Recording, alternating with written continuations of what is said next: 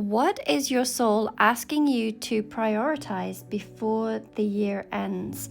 So I don't know about you, but I know that I've certainly been feeling like 2026 is going to be a very defining year. One where everything really starts to shift into alignment. So the energy right now, it might feel different. The final weeks of this year, they don't feel like they're just a wind down. It feels almost like they are a setup, a spiritual staging ground, as it were. So you might already sense that November and December are here to prepare you, but for what exactly? We're going to have a look here. So also for those of you that would like a glimpse into 2026, there is private readings available in the link. We've got the Queen of Pentacles at the bottom of the deck. We've got the Page of Wands, the King of Wands. We have the Tower. We have the Ten of Pentacles, and we also have Strength. This is really magnificent energy. Let's have a little peek into what's happening. So there are a couple of cards, especially this Ten of Pentacles that we see and this Queen of Pentacles, that really feels like it's a preview of what's building as we approach 2026.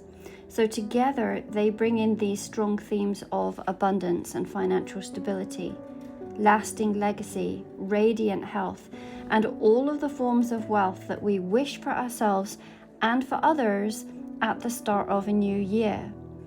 So, but before we cross that threshold, we can see that we've got this Strength card and this Tower card, and they suggest that something pivotal still needs to happen before 2025 closes out.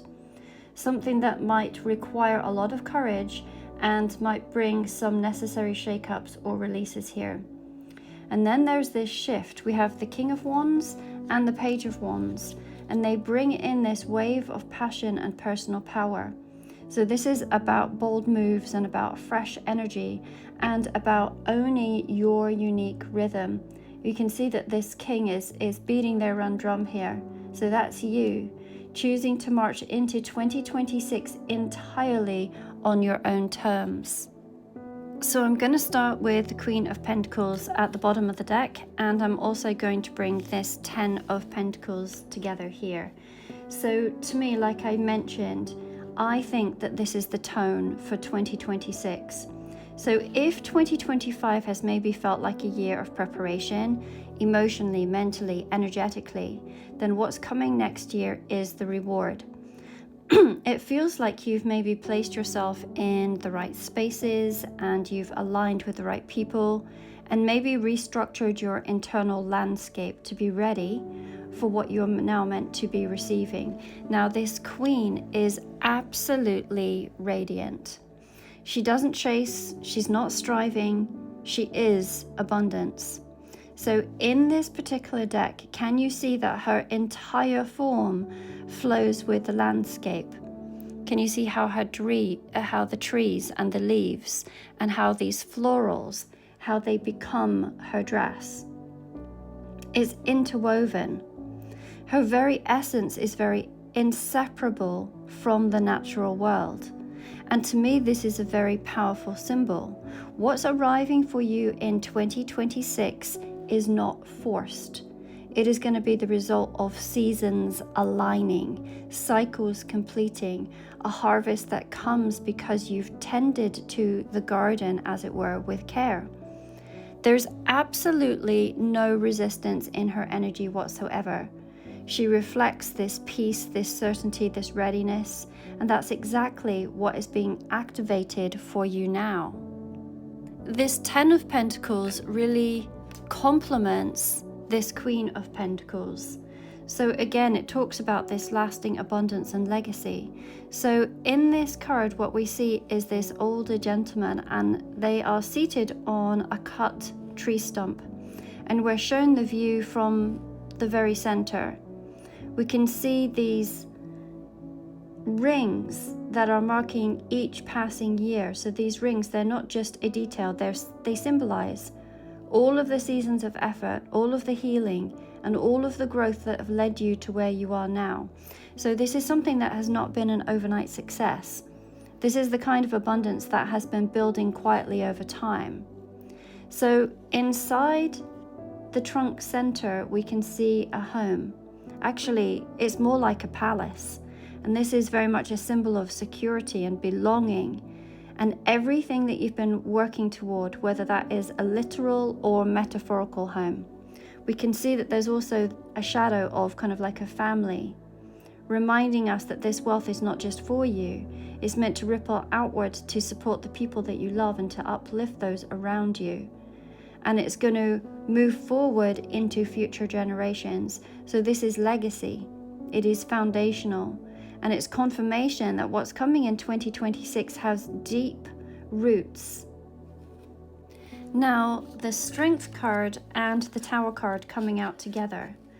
I believe that this is speaking directly to the end of 2025. These final weeks, they might bring some sort of a wobble of sorts, some sort of shake-up. So the Tower isn't always about destruction, but it can be about sudden clarity. It could be a shift that realigns what was misaligned.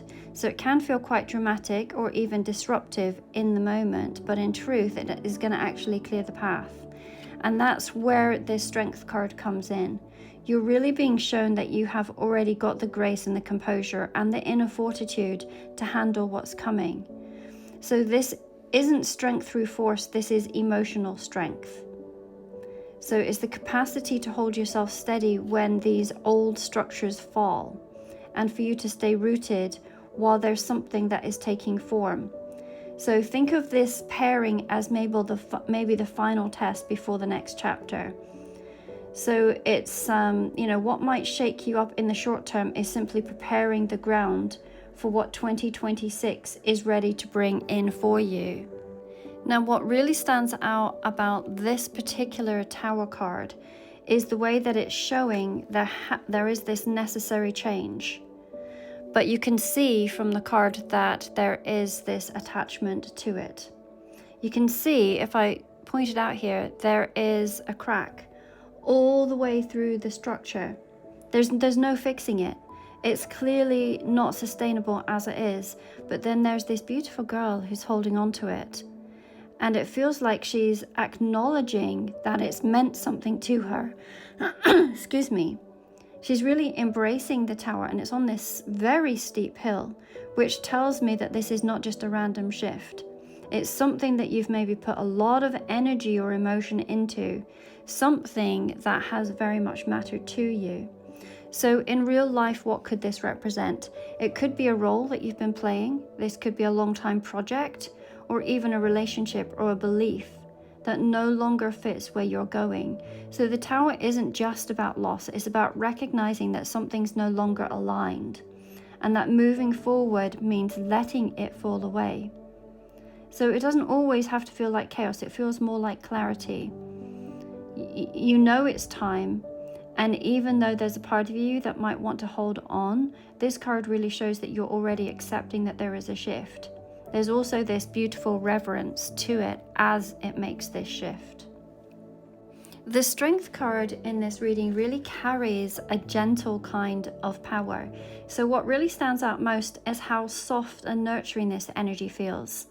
So the lion, normally you would think of them as being this fierce, dominant symbol. It's actually resting its head in this girl's lap. And this girl has got very subtle little lion ears and actually some cat-like whiskers underneath her nose, almost like she's become part of the pride. In this case, she's not being protected by the lion. It feels like she is the one that is offering the protection.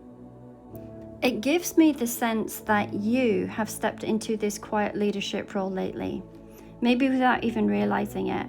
So you're showing up for people, you may be holding it all together while things are going to go through this shift.